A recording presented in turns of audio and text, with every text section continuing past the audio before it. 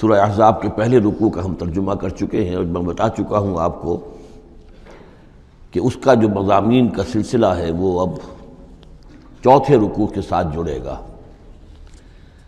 درمیان میں جو دو رکوع آئے ہیں، دوسرا اور تیسرا، یہ دونوں غزوہ احزاب کے ضمن میں ہیں۔ غزوہ احزاب کا بھی جو کچھ مختصر سا تاریخی پس منظر اور اس کے حالات میں آپ کو بتا چکا ہوں کہ اللہ تعالیٰ نے ایسی سچویشن پیدا فرما دی کہ جس میں مسلمانوں کے لیے شدید ترین اور سخت ترین امتحان ہو گیا۔ جو میرا اپنا اندازہ ہے واللہ عالم، ذاتی اعتبار سے جس قدر شدید معاملہ حضور کے ساتھ ہوا ہے طائف میں، ذاتی اعتبار سے ظاہر بات ہے کہ وہاں شخصاً آپ پر ہوئی زیادتی جو ہوئی ہے، اور ایک بہت بڑا امتحان اجتماعی سطح پر مسلمانوں کے لیے اسی شدت کا امتحان اور اسی درجے کی آزمائش جو ہے وہ غزوہ احزاب کے موقع پر آئی ہے۔ 12,000 کا لشکر آ کر مدینے کو گھیر کر پڑ گیا ہے، اور یہ کہ مدینے میں نہ صرف یہ کہ کل نفری 3,000 کی ہے جس میں منافقین بھی ہیں، پھر یہ کہ ان کی پشت پر وہ ایک قبیلہ جو ہے یہود کا بنو قریظہ، ابھی تک اس نے بدعہدی نہیں کی تھی لیکن اب پورا اندیشہ تھا کہ بدعہدی کرے گا، اور وہ چنانچہ اسی محاصرے کے دوران میں اس نے بدعہدی کی بھی، اور ان کی سلسلہ جنبانی ہو بھی گئی تھی باہر سے آنے والے جو حملہ آور تھے ان کے ساتھ۔ بہرحال اس صورتحال میں جب کہ رسد کی بہت کمی تھی، شدید قحط کی کیفیت تھی، شدید سردی کا موسم ہے، سردی میں ویسے بھی انسان کو غذا کی زیادہ ضرورت ہوتی ہے، اس حال میں پھر خندق کھودنی پڑی مسلمانوں کو۔ تو یوں سمجھیے کہ جو شدید ترین امتحان ہو سکتا تھا وہ اللہ نے لے لیا، جس کا نتیجہ کیا نکلا؟ جو منافق اپنے دلوں میں نفاق کو چھپائے ہوئے تھے وہ نفاق ظاہر ہو گیا، ان کی زبانوں پر آ گیا، اور یہی اصل میں آزمائش کا اصل مقصود ہے، لیمیز الخبیث من الطیب، کہ اللہ تعالیٰ خبیث کو اور طیب کو علیحدہ علیحدہ کر دے، ممیز کر دے۔ جیسا کہ سورہ عنکبوت کے ہم نے پہلے رکوع میں 2 مرتبہ وَلَيَعْلَمَنَّ اللَّهُ الَّذِينَ صَدَقُوا وَلَيَعْلَمَنَّ الْكَاذِبِينَ وَلَيَعْلَمَنَّ الَّذِينَ آمَنُوا وَلَيَعْلَمَنَّ الْمُنَافِقِينَ۔ اللہ تعالیٰ واضح کر دے گا، کھول کر رکھ دے گا کہ کون ہیں سچے اور کون ہیں جھوٹے، یعنی کون ہے حقیقتاً مومن اور کون ہے منافق۔ تو اس کا یہ فنومینن ہے، یہ گویا کہ جیسے کہ اس وقت سن 5 نبوی میں شدید ترین حالات ہو گئے تھے غلاموں کے لیے، نوجوانوں کے لیے۔ ظاہر بات ہے کہ حضور پر تو اس طرح کی دست درازی نہیں کر سکتے تھے مکے کے لوگ، لیکن غلام تھے یا نوجوان تھے، ان کے اوپر جو ہے جس شدید قسم کی آزمائش آ گئی تھی، اسی طرح کی گویا کہ آزمائش سن 5 نبوی میں یہ غزوہ احزاب کی شکل میں مدنی دور میں آ گئی ہے۔ یہ 5 ہجری ہے، وہ 5 نبوی۔ یا ایھا الذین آمنوا اذکروا نعمت اللہ علیکم، اہل ایمان یاد کرو اللہ کے اس انعام کو جو تم پر ہوا۔ اذ جاءتکم جنود، جب تمہارے پاس تم پر حملہ آور ہوئے بہت سے لشکر، بنو غطفان آئے، بنو فزارہ آئے مشرق کی طرف سے، اور جنوب اور مغرب کی طرف سے جو ہے چلے آ رہے ہیں قریش، اور ان کو جو ہے پوری سپورٹ حاصل ہے شمال سے یہود کی، ان میں وہ کہ بنو نذیر بھی ہیں کہ جو مدینہ ہی سے نکالے گئے تھے، اور اس کے علاوہ یہ کہ خیبر کے یہودی بھی ہیں۔ فارسلنا علیہم ریحا، تو جب وہ لشکر آ گئے تم پر حملہ آور ہوئے تو ہم نے ان پر ایک آندھی بھیج دی، ایک تیز جھکڑ بھیج دیا۔ وجنودا لم تروہا، وہ آندھی تو تم نے بھی دیکھی کہ آندھی آئی ہے، لیکن یہ کہ اور لشکر بھی ہم نے اتارے تھے جو تم نے نہیں دیکھے، یعنی فرشتے۔ وکان اللہ بما تعملون بصیرا، اور جو کچھ تم کر رہے تھے اللہ اسے دیکھ رہا تھا۔ کون اب کس کے منہ پر، کس کی زبان پر نفاق آ گیا ہے، کس کا ایمان اور پختہ ہو گیا ہے۔ تو یہ ایک جملے میں گویا کہ پوری داستان کو تو اللہ نے سمو لیا۔ 20-25 دن تک محاصرہ رہا، اکا دکا مبارزت ہوئی۔ عمرو بن عبد ود آیا، وہ ان کا بہت ہی پورے عرب کا معنی ہوا جو ہے، وہ شہ سوار بھی تھا اور بہت بڑا وہ لڑاکا آدمی، 90 برس کی عمر، لیکن یہ کہ اس کے مقابلے میں آنے کی کوئی جرت نہیں کرتا تھا۔ جب وہ آیا ہے اور اس نے اپنے گھوڑے کو وہ ایڑ لگائی ہے کہ چھلانگ مار کر پوری جو تھی وہ خندق اس کو پار کر کے آ گیا، اور اکیلا ادھر آ کے کھڑا ہو گیا کہ آؤ کوئی ہے تمہارا مقابلہ وہ جو مجھ سے کر سکے۔ بہرحال سب لوگ ششدر حیران کہ اب اس کے مقابلے میں کون جائے۔ بالآخر حضرت علی نکلے رضی اللہ تعالیٰ عنہ۔ تو حضرت علی نے اس سے کہا، بلکہ اس نے کہا میرے مقابلے میں جو کوئی بھی آتا ہے، میری عادت ہے یہ کہ میں اسے پہلے 3 مواقع دیتا ہوں کہ وہ کوئی درخواست مجھ سے کرے جو منظور کر لوں۔ حضرت علی نے کہا میری پہلی درخواست یہ ہے کہ تم ایمان لے آؤ۔ میں نے کہا نہیں یہ نہیں ہو سکتا۔ اچھا دوسری درخواست میری یہ ہے کہ تم جنگ سے واپس چلے جاؤ۔ انہوں نے کہا یہ بھی نہیں ہو سکتا۔ تیسری بولو۔ تو حضرت علی نے فرمایا اچھا آؤ اب پھر مقابلے میں آؤ، یہ تیسری درخواست یہ ہے کہ آؤ مجھ سے مقابلہ کرو۔ تو وہ ہنسا، قہقہ لگایا کہ میرا اندازہ نہیں تھا کہ پورے عرب میں کوئی شخص مجھے یہ بھی کہہ سکتا ہے کہ مجھ سے آؤ مقابلہ کرو۔ بہرحال حضرت علی نے اسے واصل جہنم کیا رضی اللہ تعالی عنہ وارضاہ۔ تو اس قسم کی اکی دکی مبارزتیں ہوئیں، کوئی باقاعدہ جس کو کہتے ہیں کوئی مٹ بھیڑ لشکروں کی، وہ نہیں ہو سکی۔ لیکن یہ کہ 25 دن کا محاصرہ طول کھینچ گیا تھا۔ ادھر وہ حضرت نعیم ابن مسعود اشجعی نے جو بھی کچھ سلسلہ جنبانی کیا، کوئی سری جھوٹ تو نہیں بولا، لیکن یہ کہ ایک توریہ کے انداز میں ایسی شکل پیدا کر دی کہ جس سے بنی قریظہ کے اور ان کے درمیان بھی کم سے کم بد اعتمادی ضرور پیدا ہو گئی فوری طور پر۔ پھر وہ آندھی آئی شدید، اور اللہ نے جو فرشتے بھیجے انہوں نے کیا کیا یہ ہمیں نہیں معلوم، کیا شکل اختیار کی، کہ بہرحال وہ سب کے سب اپنے پڑاؤ اٹھا کر اور چلے گئے۔ لیکن جو اس دوران صورت رہی ہے اس کا نقشہ کھینچا جا رہا ہے، اس جاؤکم من فوقکم ومن اسفل منکم، جب کہ وہ آئے لشکر تمہارے اوپر سے بھی تمہارے نیچے سے بھی۔ یہ جو جغرافیائی جو سلسلہ ہے عرب کا، میں نے کئی دفعہ آپ کو بتایا ہے کہ شمالاً جنوباً یہ جو حجاز کا پہاڑی سلسلہ چلتا ہے شمالاً جنوباً، اسی میں مکہ ہے، طائف ہے، مدینہ ہے، اسی کے آخر میں اوپر جا کر تبوک ہے۔ تو اس پہاڑی سلسلے اور ساحل کے درمیان ایک میدان ہے، یہ تہامہ کہلاتا ہے۔ تہامہ نیچے ہے، بہرحال میدان ہے وہ، تو اب پہاڑی سلسلہ آیا۔ پھر یہ کہیں 30 میل، کہیں 40، کہیں 50 میل چوڑا جو یہ پہاڑی سلسلہ، اس کے بعد جو آتا ہے وہ سطح مرتفع ہے، وہ اونچی سطح ہے، لیکن مرتفع، اس میں پہاڑی سلسلہ نہیں ہے، سطح ہے۔ تو اس جاؤکم من فوقکم، تو گویا کہ جو ادھر سے آئے ہیں وہ اوپر سے آئے ہیں، جو مشرق سے آئے، بنو غطفان وغیرہ کے جو قبائل آئے، اور من اسفل منکم، نیچے سے جو تہامہ کی طرف سے ہو کر آئے ہیں وہ قریش کا لشکر جو ہے کہ جو مکے سے ہو کر آیا ہے۔ وَإِذْ زَاغَتِ الْأَبْصَارُ، اور جب کہ نگاہیں کج ہو گئی تھیں، جسے ہم کہتے ہیں کہ نگاہیں پتھرا گئیں خوف کے مارے۔ وَبَلَغَتِ الْقُلُوبُ الْحَنَاجِرَ، اور جب دل جو ہے وہ حلق میں آ گئے تھے، ہنسلیوں میں آ کر پھنس گئے تھے۔ جب آدمی کے اوپر دہشت ہو تو اس طریقے سے معلوم ہوتا ہے، جسے ہم کہتے ہیں دل بلیوں اچھلنے لگا، تو معلوم ہوتا ہے جب دل کی دھڑکن تیز ہوتی ہے کہ شاید وہ نکل جائے گا یہاں سے۔ وَتَظُنُّونَ بِاللَّهِ الظُّنُونَ، اور تم پھر اللہ کے بارے میں بڑے طرح طرح کے گمان کر رہے تھے، اب دل میں تمہارے خیال آ رہے تھے۔ هُنَالِكَ ابْتُلِيَ الْمُؤْمِنُونَ، اس وقت اہل ایمان کا خوب امتحان لے لیا گیا، ابتلا خوب ہم نے کر لی، جانچ لیا، پرکھ لیا۔ وَزُلْزِلُوا زِلْزَالًا شَدِيدًا، اور وہ ہلا مارے گئے، جھنجھوڑ دیے گئے۔ وَإِذْ يَقُولُ الْمُنَافِقُونَ، اب نتیجہ کیا نکلا؟ جبکہ کہہ رہے تھے وہ منافق، وَالَّذِينَ فِي قُلُوبِهِم مَرَضٌ، اور جن کے دلوں میں روگ تھا، مَا وَعَدَنَا اللَّهُ وَرَسُولُهُ إِلَّا غُرُورًا، ہم سے اللہ اور اس کے رسول نے جو وعدے کیے تھے جھوٹے ثابت ہوئے، ہمیں سبز باغ دکھا کے مروا دیا اللہ نے اور اس کے رسول نے۔ ہم سے کہا تھا کہ کیسر و کسریٰ کی سلطنتیں تمہارے قلبوں میں آئیں گی، ہم سے کہا تھا اللہ کی مدد آئے گی، یہ کہاں اللہ کی مدد آئی؟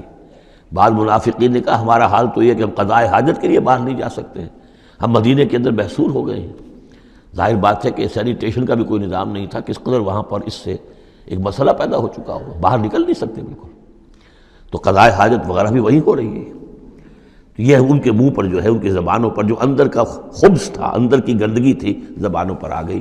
ما وعدنا اللہ ورسولہ الا غرورا، نہیں وعدہ کیا تھا ہم سے اللہ اور اس کے رسول نے مگر جھوٹا، دھوکے کا وعدہ۔ وَإِذْ قَالَتْ طَائِفَةٌ مِّنْهُمْ يَا أَهْلَ یثرب، اور جبکہ ان میں سے ایک گروہ یہاں تک کہہ رہا تھا اے یثرب والو، لا مقام لکم فارجعوا، اب تمہارا کوئی ٹھکانہ نہیں ہے، لوٹ جاؤ یہاں سے، کہاں تم مقابلہ کر سکتے ہو، یہ 12,000 کا لشکر آ گیا، کوئی ممکن ہے، کوئی امکان تمہیں نظر آتا ہے؟ تو کسی طریقے سے کہیں سے بھاگنے کے لیے راستہ تلاش کرو۔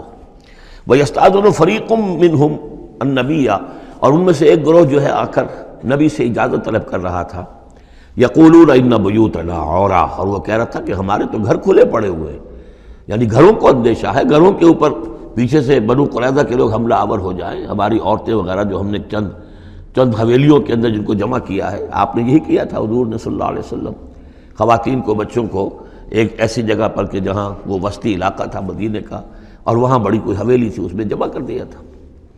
تو اب وہ تو ہمیں تو اندیشہ ہے ہمارے گھر خالی پڑے ہوئے ہیں، اس کے اوپر حملہ ہو سکتا ہے.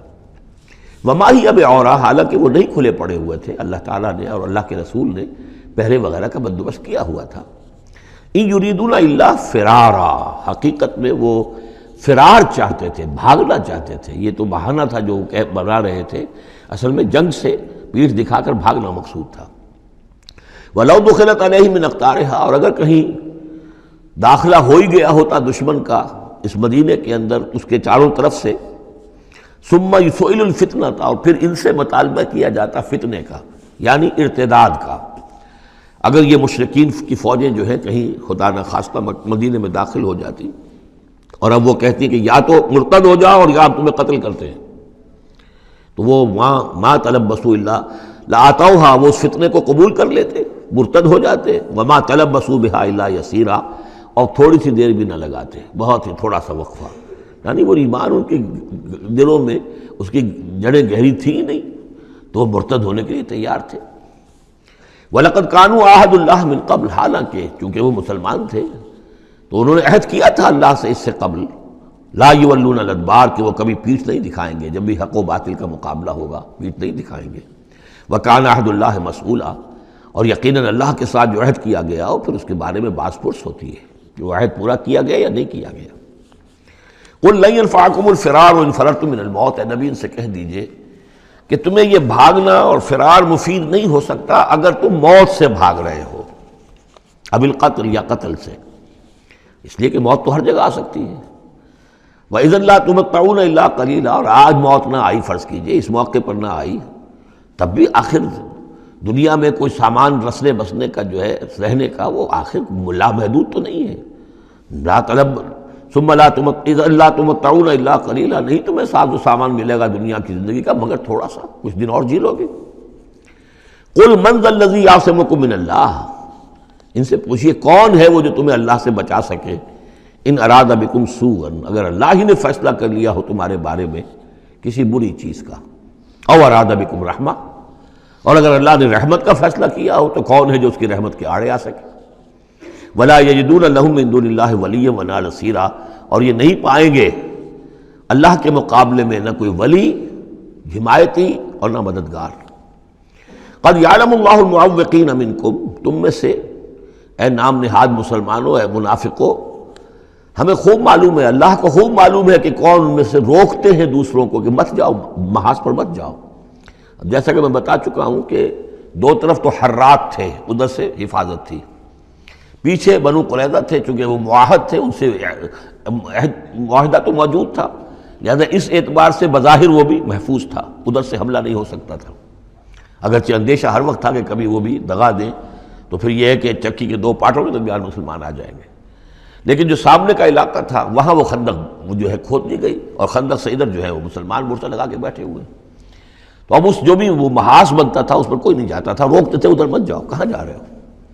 قد یعلم اللہ المعوقین منکم، تم میں سے جو لوگ روکتے ہیں دوسروں کو، والقائلین لاخوانہم ہلم الینا، اور جو کہتے ہیں اپنے بھائیوں سے آؤ ہماری طرف آؤ، گھروں میں گھس جاؤ، چھپ جاؤ، تمہارا جو ہے کہیں نام و نشان نہ رہے، کہاں جا رہے ہو موت کے منہ میں. ولا یاتون الباس الا قلیلا، اور وہ نہیں آتے، حاضر نہیں ہوتے جنگ میں، یعنی میدان جنگ میں جہاں پر کہ فوجوں کا پڑاؤ ہے، آمنے سامنے کا معاملہ، مگر کبھی کسی وقت.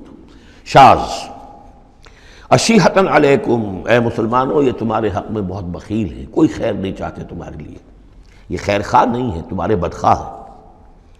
فَإِذَا جَاءَ الْخَوْفُ رَأَيْتَهُمْ، اور جب خوف اگر چلا جائے، یہ لشکر چلے جائیں، یہ خوف کی کیفیت ختم ہو جائے، رَأَيْتَهُمْ يَنظُرُونَ، اذا جاء الخوف، جب خوف آتا ہے، خوف کی کیفیت پیدا ہو جاتی ہے، خوفناک صورتحال، رَأَيْتَهُمْ يَنظُرُونَ إِلَيْكَ، تو اے نبی آپ ان کو دیکھتے ہیں کہ آپ کی طرف ایسے دیکھ رہے ہوتے ہیں، تدور اعینہم کالذی یغشی علیہ من الموت، کہ ان کی آنکھیں ایسی پھرتی ہیں جیسے کہ اس شخص کی آنکھ پھرا کرتی ہے کہ جس پر موت کی غشی طاری ہو رہی ہو، کیونکہ اب مرحلہ آ گیا خطرے کا، پھر جنگ ہے، پھر جانا پڑے گا، پھر وہی ساری صورتحال، سارے اندیشے، سارے خطرات. تو گویا کہ ان کو موت کی غشی اور نزع کی کیفیت کی میں جو ہوتی ہے، آنکھیں جس طرح کے پتھرا جاتی ہیں یا پھرتی ہیں، اس طریقے سے تدور اعینہم کالذی یغشی علیہ من الموت۔ فاذا ذهب الخوف، اور جب خوف چلا جائے، ختم ہو جائے، یعنی وہ صورتحال جیسے کہ بعد میں ہو گئی کہ چلے گئے لشکر، جب چلے گئے تو اب ان کا طریقہ کار کیا ہے؟ وَإِذَا ذَهَبَ الْخَوْفُ صَلَقُوكُمْ بِأَلْسِنَةٍ حِدَادٍ، اب وہ تم پر پل پڑتے ہیں اپنی لوہے کی زبانوں کے ساتھ، یعنی زبانیں قینچیوں کی طرح چلنی شروع ہو جاتی ہیں۔ مسلمانوں پر تنقید بھی ہے، اپنے ایمان کا اظہار بھی ہے، چرب زبانی بھی ہے، تو حداد لوہے کی جیسے ان کی زبانیں لوہے کی ہوں، تو ہمارے محاورے میں قینچی کی طرح زبان کا چلنا۔ سلق جو ہے عربی محاورے میں، عربی لغت میں آتا ہے بسطن بقہر اما بالید او باللسان، کسی کے پر حملہ آور ہونا یا ہاتھ سے یا زبان سے۔ تو سلقوکم بألسنۃ حداد اشیۃ علی الخیر، اور پھر جو بھی کوئی مال غنیمت ہوگا اس کے اوپر یہ ایسے ہوں گے، جھکے پڑیں گے کہ مال سارا ہمیں ہی مل جائے۔ اولئک لم یؤمنوا، یہ وہ لوگ ہیں کہ جو حقیقتاً ایمان نہیں لائے۔ فاحبط اللہ اعمالہم، تو اے نبی انہوں نے اس کیفیت میں جو بھی کوئی نیکیاں کی ہیں، بظاہر نیکیاں، آپ کے امامت میں نمازیں بھی تو پڑھی ہیں نا انہوں نے، آخر مدینہ منورہ میں وہ نمازیں پڑھتے تھے منافق، کس کی امامت میں؟ محمد رسول اللہ کی امامت میں۔ کس مسجد میں؟ مسجد نبوی میں۔ لیکن ان کے سارے اعمال حبط ہو گئے۔ فاحبط اللہ اعمالہم، اللہ نے ان کے تمام اعمال اکارت کر دیے۔ وکان ذلک علی اللہ یسیرا، اور یہ چیز اللہ پر بہت آسان ہے۔ یحسبون الاحزاب لم یذهبوا، جبکہ جا چکے ہیں لشکر، ان کا حال یہ ہے کہ ان کے اوپر ابھی تک خوف طاری ہے۔ جیسے ہوتا ہے کہ کسی بڑے حادثے کے بعد بھی بہت دیر تک اعصاب کے اوپر جو ہے وہ ایک طرح کی کپ کپی طاری رہتی ہے، انسان کے سنسناہٹ سی رہتی ہے، اتنا بڑا حادثہ ہوا ہے۔ یحسبون الاحزاب لم یذهبوا، یہ سمجھتے ہیں کہ وہ گئے نہیں ہیں، کہیں ادھر چھپ گئے ہوں، کہیں پھر دوبارہ آ رہے ہوں، کہیں حملہ دوبارہ تو نہیں کر رہے ہیں، یہ کوئی ان کے ٹیکٹیکل موو تو نہیں تھی کہ ذرا پیچھے ہٹ کے پھر حملہ آور کریں۔ یحسبون الاحزاب لم یذهبوا، یہ سمجھتے ہیں کہ وہ لشکر گئے نہیں ہیں۔ وَإِن یأتی الاحزاب، اور اگر کہیں دوبارہ وہ لشکر جو ہیں، وہ فوجیں جو ہیں دوبارہ کہیں حملہ آور ہو جائیں، یودوا لو انہم بادون فی الاعراب، تو ان کی بڑی خواہش ہوگی کاش کہ ہم مدینے کو چھوڑ کر کہیں ریگستانوں میں چلے گئے ہوتے، اور کہیں نخلستانوں میں جا کر عراب کی حیثیت کے ساتھ ہم ان کے ساتھ چلے گئے ہوتے، بادیہ نشینوں کے پاس۔ یسألونک عن انبائکم، اور وہاں سے اے مسلمانوں تمہاری خبریں معلوم کرتے رہتے۔ اب کیا ہوا؟ اونٹ کس کروٹ بیٹھا؟ وَلَوْ كَانُوا فِيكُمْ مَا قَاتَلُوا إِلَّا قَلِيلًا، اور اگر یہ تمہارے درمیان موجود بھی رہیں تو قتال میں تو حصہ نہیں وہ لیتے مگر شاس دکھانے کے لیے، خانہ پوری جسے ہم کہتے ہیں۔